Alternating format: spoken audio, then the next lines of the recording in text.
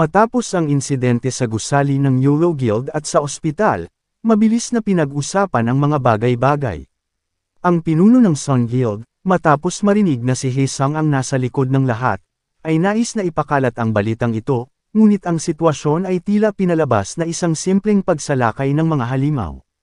At si Yang, ang Silver Moon Guild Master, ay ibinalita na nawawala dahil sa hindi nila maipaliwanag na siya ay naging isang halimaw. Nahanap na ni Sangwoo ang lokasyon ng mga jewel crystal at nagpunta doon, ngunit nakakita lamang siya ng isang bakanteng storage room. Ang lahat ng mga taong may kaugnayan sa jewel crystal ay naglaho na, at tanging mga makina sa pabrika ang matatagpuan lamang. Maraming mga halimaw ang lumitaw sa gitna ng lungsod, pero mabilis naman silang na-manage ng ilang mga hunter. Mabilis na nakalimutan ng mga tao ang tungkol dito, at ang lahat ng mga pangyayaring ito ay naging misteryo. Lumipat ang eksena at sinasabi ni Sangwoo kay Mr. Kang na kailangan niya ng bodyguard, dahil ayaw na niyang maulit ang sitwasyong tulad ng nangyari sa Silver Moon Guild. At plano niyang bawasan ang kanyang pagsasanay sa hunting grounds para sa kanyang kaligtasan. Sinabi ni Mr. Kang na ibig niya bang sabihin na gagamitin niya ang kanyang mga clone, at kinumpirma ito ni Sangwoo, na sinasabing wala silang pera para mag-hire ng ibang tao.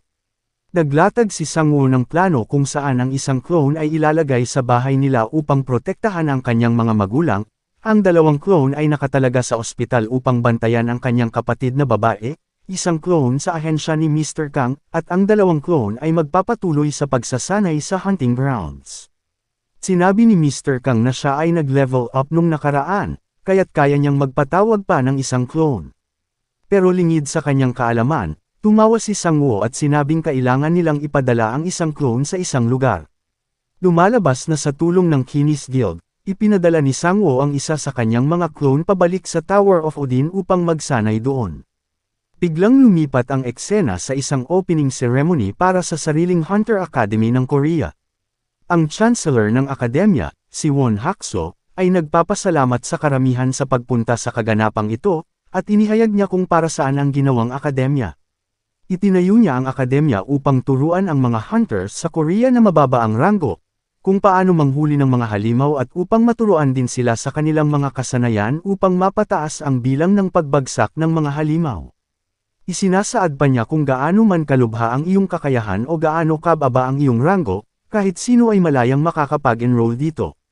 Sa huli, ipinakita niya ang magandang sorpresa at sinabi sa mga mag-aaral na kung sino ang makakakuha ng maraming achievement sa pagtatapos ng taon, siya ay makakakuha ng isang ultimate rare elixir. Bumalik sa ahensya ni Mr. Kang, si Sangwoo ay nag-eehersisyo sa kanyang personal gym, siya ay makikitang madali lamang binuhat ang 550 pounds. At nagrereklamo pa siya kung gaano kagaan ang mga ito. Sinasabing gusto niya ng mga dumbbells na tumitimbang ng mahigit 1 tonelada. Naputol ang kanyang pag-iisip sa balitang nagpapakita ng nangyari kanina sa opening ceremony ng Hunter Academy. Si Sangwoo ay hindi humanga dito at gustong ilipat ang channel, ngunit bago pa niya ito magawa, nakita niya ang isang elixir na magiging premyo sa kompetisyon ng World Academy branch at nabigla siya. Nagkita muli si Sangwoo at Mr. Kang habang tinitingnan nila ang Hunter Academy welcome video, at tinanong niya si Mr. Kang kung totoo ba talagang makukuha ang elixir mula sa academy na ito. Kinumpirma ito ni Mr. Kang at sinabing ito ang engrandeng premyo ng kompetisyon kung saan magtitipon ang lahat ng akademya mula sa buong mundo. Nagulat si Sangwoo sa narinig na ang akademya ay may mga sangay sa buong mundo, at nagtanong kung bakit nagkaroon ang akademya ng isang legendary item tulad ng isang elixir para maging isang malaking premyo.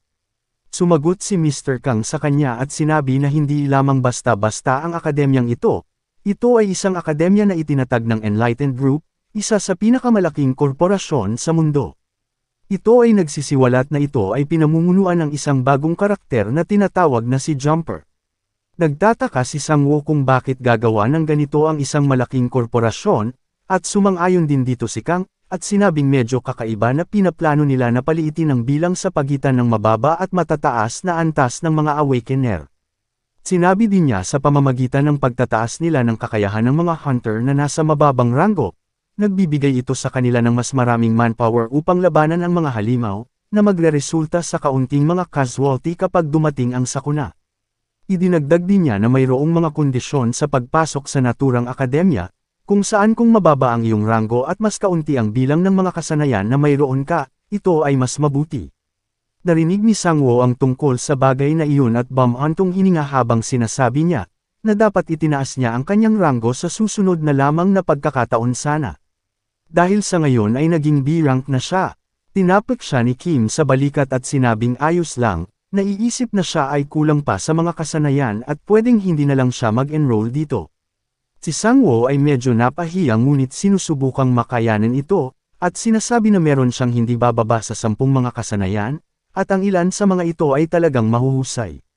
Pero sinabi ni Mr. Kang na ang isang normal na B-rank hunter ay may average na 70 na mga kasanayan, at si Sang-woo ay wala pa sa kalahati ng kasanayang ito at karamihan sa kanyang mga kasanayan na meron siya ay walang silbi.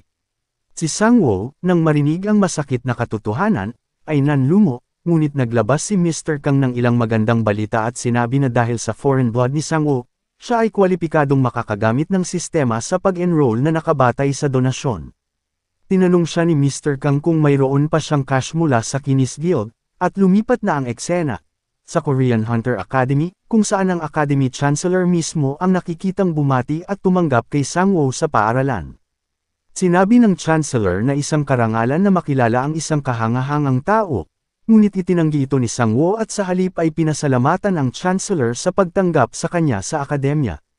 Lumalabas na binigyan ni Sang-woo ang paaralan ng 2.5 bilyong won, o humigit kumulang $2 milyong para makapasok sa paaralan, na alam nating nagmula sa Kinis Guild ang pera bilang gantimpala sa nakaraang misyon nila.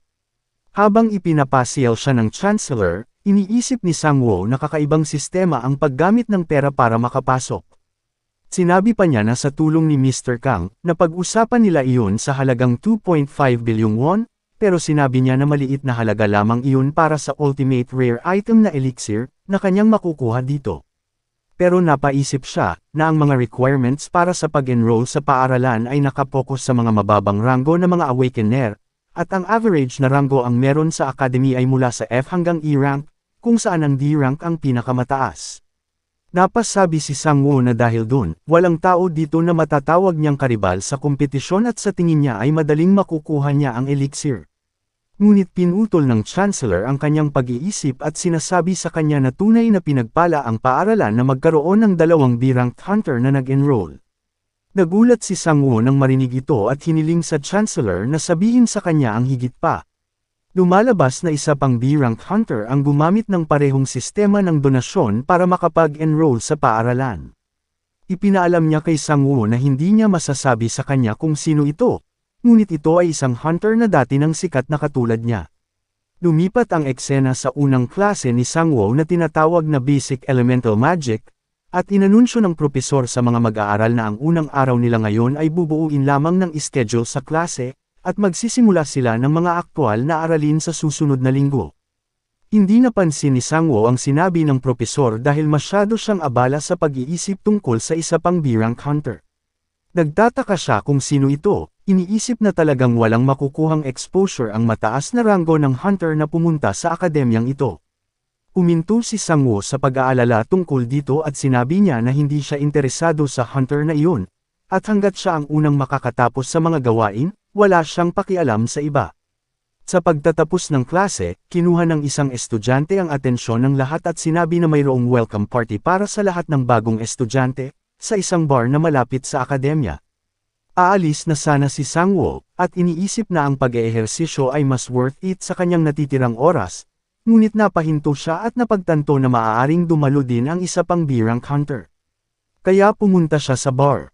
Ang lahat ng mga babae ay dumagsa sa ating pinaka-gwapong bidang si Sang-woo, habang sinasagot niya ang kanilang iba't ibang mga tanong tungkol sa kanyang mga karanasan at patuloy silang nagtatanong, ngunit nag-interrupt si Sang-woo sa kanila at tinanong kung may alam ba sila tungkol sa isa pang B-rank hunter na pumasok sa akademya. Lahat ng mga babae ay nakatingin sa kanya na nalilito at sinabing hindi nila alam na may isa pang B-rank hunter maliban sa kanya na nag-enroll sa paaralan. Nang makita ang kanilang reaksyon, mabilis na binago ni Sang-woo ang paksa, ngunit napagtanto niya na ang hunter na iyon, hindi tulad sa kanyang sarili, ay sadya niyang itinago ang kanyang pagkakakilanlan. Ang sumunod na panel ay nagpapakita ng pag-alis ni Sang-woo sa welcome party. Ang taong may sombrero na naka-hoodie na naglalakad papunta kay Sang-woo, ay nagtanong kung nasaan ang welcome party para sa mga bagong estudyante. Itinuro ito ni Sang-woo sa bar at sinabi na hindi pa ito tapos at pumasok na lamang siya. Ang tao ay nagtanong kung bakit siya aalis ng maaga, at sumagot si Sang-woo na wala siyang kakilala doon at uuwi na lang siya. Biglang nakilala ni Sang-woo ang boses ng tao, at ang tao ay nagtanggal ng kanyang sombrero at hoodie at nagtanong kay Sang-woo kung gusto niyang uminom kasama niya. Ito ay si Hae-young. Bakit siya muling nagpakita, at sino ang misteryosong B-rank hunter?